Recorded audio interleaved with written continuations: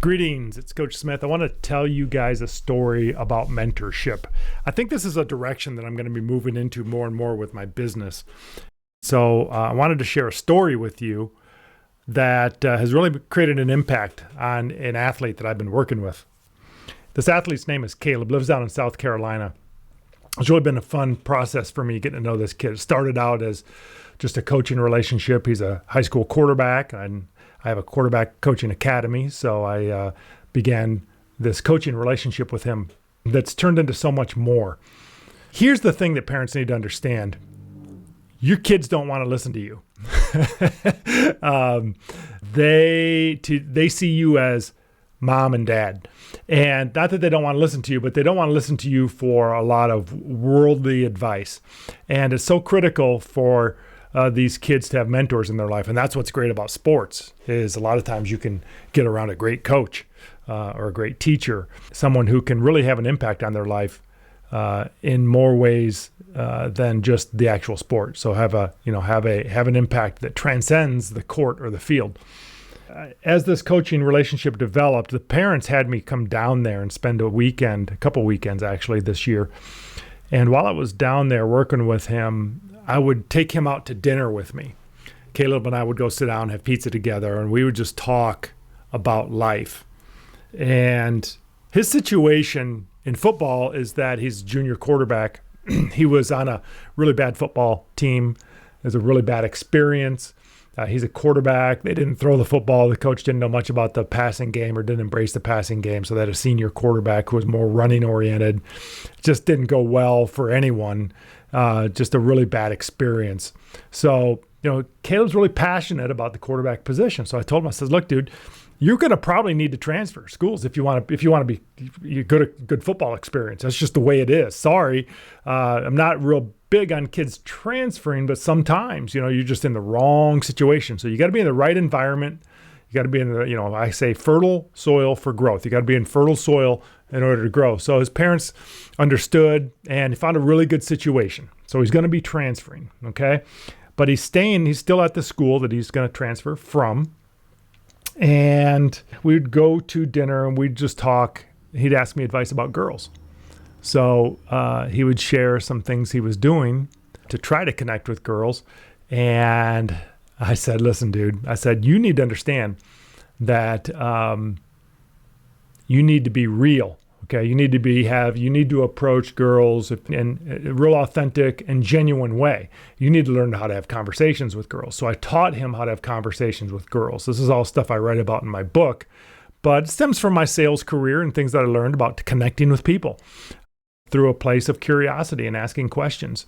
I use this acronym called FORD so that you can stay in a place of curiosity, ask them about their family, right? And you can spend a lot of time asking questions about family, where people are from, what mom and dad do, what brothers and sisters do, whatever.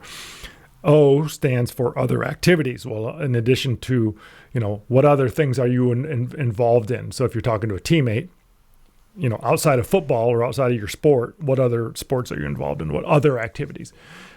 For adults, O stands for occupation, but kids don't have occupations. So we talk about other activities and we just show interest and stay in a place of curiosity about those other activities. R stands for recreation. So when you're not in school and you're not involved in these other activities, what do you like to do? Hunting and fishing, video games, blah, blah, blah. And D stands for dreams and desires. What do you want to do past high school? What's your goals for life? And just, again, it's a way to connect with people. It's a way to get to know them. So he embraced that. He started having a better response in that girl category.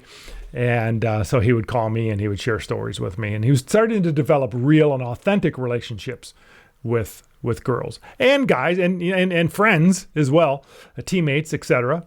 But he plays baseball as well. He asked me, he said, Coach, I don't think I'm going to play baseball because, he's transferring. They're not a real good baseball team either. And I said, I think you need to play baseball. And he says, why? And I said, well, I think it's going to give you an opportunity to practice a lot of these things we've been talking about as far as connecting with teammates, building relationships, showing leadership, dealing with adversity and challenges. These mental performance skills I've been giving him, teaching him like breathing exercises and visualization. I said, it gives you a good chance to practice that in baseball. Then it'll help you next year in your football season. So he did. He thought that was good advice, so he played baseball. He calls me a couple weeks into the season and he says, "Hey, coach, baseball's not going too well. We're not any good. We haven't won a game. We're getting killed.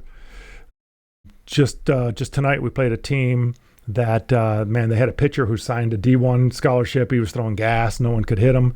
I had a pop, he plays center field. I had a pop fly hit to me and I lost it in the sun. It came down right on my head. I looked like a fool. I'm just not playing real well." Caleb's a good baseball player. And I'm just listening to him talk about, woe is me, right? Woe is me. And I said, "Caleb, let me ask you a question." I said, "Why did you start playing baseball in the first place?" And he said, "Well, coach, I started playing baseball because it was fun." And I said, "Exactly. You need to remember that and start having fun." "Well, how do I do that? We're not very good." I said, "Well, let me give you an example. When you're in the dugout against this really good pitcher that nobody can hit, why don't you have some fun and say, 'Hey guys, the next person who can put bat on ball, who can put wood to that ball, I don't care where it goes, I'm going to buy a burrito.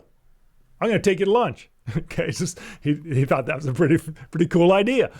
Just forget about results, forget about wins and losses, forget about your performance, just have fun. Go back to having fun. Let go of the results. If you can let go of the results, Caleb, you're going to play better, okay? And you're going to have more fun doing so. I said, "Let me ask you about your process. What's your process in baseball? Are you doing your breathing, meditation, visualization?" "No, I haven't been doing that, coach." I said, "Well, you need to start doing that. You need to start doing that." And I've trained him how to do this. These are all things that I train athletes. He calls me 2 weeks later. He goes, "Hey, coach." He goes, "I just set the school record with three triples and a single, and we won our first game. And now my batting average is coming up to 400. I'm playing really well, and I'm starting to have fun, and the team's getting better." I'm like, "Wow, that's awesome." I said, "So you're doing your visualization and your breathing, right?" He goes, "Oh, yeah, absolutely. Yeah, it really seems to be helping." Okay, imagine that. So that's cool. So we had a conversation around that. He calls me back a week later. He said, "Coach, my batting average is up to 500 and we're starting to win some games. And my coach has noticed me doing this meditation." And he said to the team, he goes, "Hey, Caleb, I noticed that you're doing this breathing meditation stuff before games and your play has really improved. Would you mind sharing with the team what you do?" And I said, "Caleb, this is why you needed to play baseball, to practice this stuff, as I mentioned. And guess what? Now you're becoming a team leader." So we had a strategy session on how he was going to coach his team and teach them some of these things that he's learning from me. And it's completely turned his season around. So fun stuff, because now he's becoming a team leader and he's developing life skills, things that will benefit him past baseball, and things that will certainly benefit him next season in his new football program as a quarterback. So it's really good stuff. So he meets with some of the players of this new team and he goes out and throws with them. And he learns that one of the receivers for this new team, where he's transferring to, is a highly recruited athlete. And he, as a quarterback, obviously you need good receivers, right? And so here we got a Division I receiver. He's decided to transfer. So Caleb's not going to have this receiver. And I said, "Caleb, you need to figure out how to convince this receiver. You need to at least try to convince this receiver to stay." "What do I do? What do I say?" So I said, "Well, I would text him and say, 'Hey, have you got a minute to talk? There's a couple things on my mind I'd like to ask you.' So when you talk to him, ask him and say, 'Hey, I'm transferring in there as a quarterback, and I'm planning on doing some special things and accomplishing some special things with this team. Can we have lunch? I know you've decided to transfer, and that's okay. I respect that, but I would like to at least be able to sit down with you and talk to you and get to know you a little bit.'" And the kid was like, "I've kind of decided to transfer, so I don't know if it'll really do any good, but hey, if you ever want to go out and throw, I'd be happy to run some routes for you." So Caleb says, "Cool, let's do that. Let's meet and throw and run routes." So they meet and they work out together, and they do that a couple times, and they develop a relationship. Imagine that. They develop a relationship. Now, guess what? This kid's decided to stay.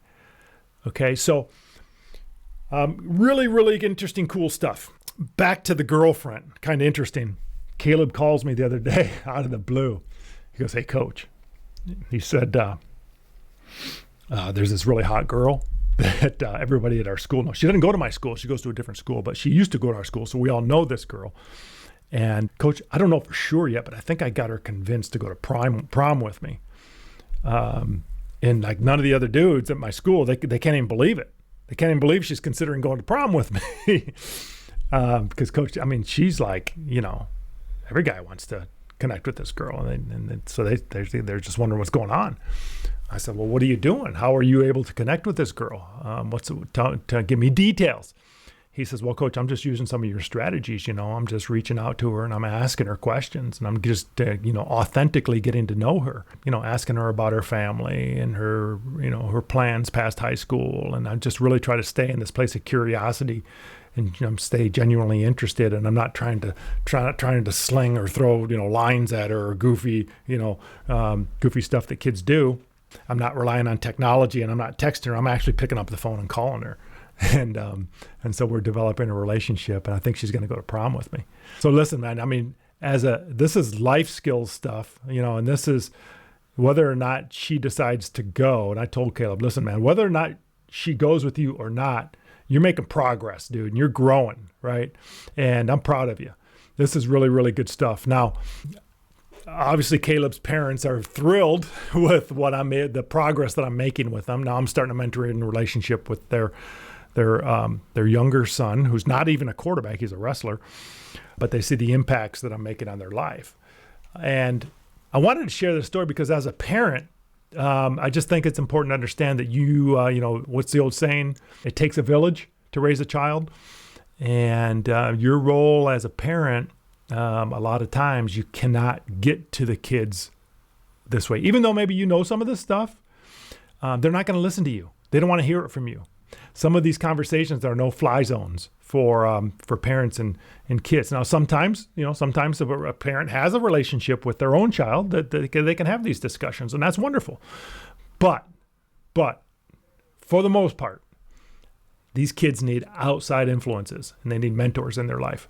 And so this is a direction that I'm going, and I'm doing a lot of mentoring with athletes.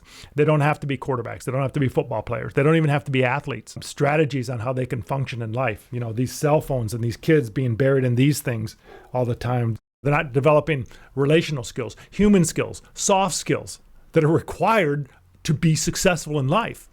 And so, getting kids away from technology and teaching them how to develop real, authentic relationships, how to talk to people, how to go to coaches, how to go to teachers, have conversations, how to connect with other teammates, their classmates, all hugely valuable skills that I love teaching. And I write about these things in my book, The Winning Edge Way, and how to be a three-dimensional competitor. You can go to 3dcompetitor.com to get a copy of that book. I'll send you a personalized copy. But if you would like some help connecting and mentoring your child, I'd be happy to have a conversation about that. So reach out to me, pick up the phone, call me, shoot me an email, and we can connect on that basis. But I wanted to share that story of Caleb because it's really, really cool stuff. Listen to this testimonial that his mom gave, just for further evidence that this stuff is life-changing. Thanks for listening to the story. I appreciate it, and reach out to me if I can help you. Shortly after joining NCSA, I called them to ask who they would recommend as a coach in our area. And it was really interesting what they said. They said, you've got to call Coach Smith. He is the best coach east of the Mississippi. And I thought, wow, that's quite an endorsement. Sign me up. So I called him and he was very gracious to call me back, and we had a great conversation. And I could tell right from that initial call that he cared about my son as a football player, but he also cared about him as a person, about his leadership abilities, about his confidence, about his character. And so I was sold instantly as a mom. So we went on to develop a relationship, first just over the internet, And then my husband and son went actually to meet with him in North Carolina. And since then, he's actually even come down to our house in South Carolina, I guess verifying that he is the best coach east of the Mississippi and has this empire of reach. And we have greatly enjoyed our time working with him. As I originally suspected, I have loved what he's invested in my son as a person, developing as a young man. And I know that these skills that he's learning go well beyond football, although the fundamentals and skills and training that he's gotten has been phenomenal and has definitely developed him as a player. But more so than that, I feel like he's going to be able to carry what he's learned through the rest of his life, honestly, because the skills that Coach Smith teaches and emphasizes are life skills as much as they are football skills.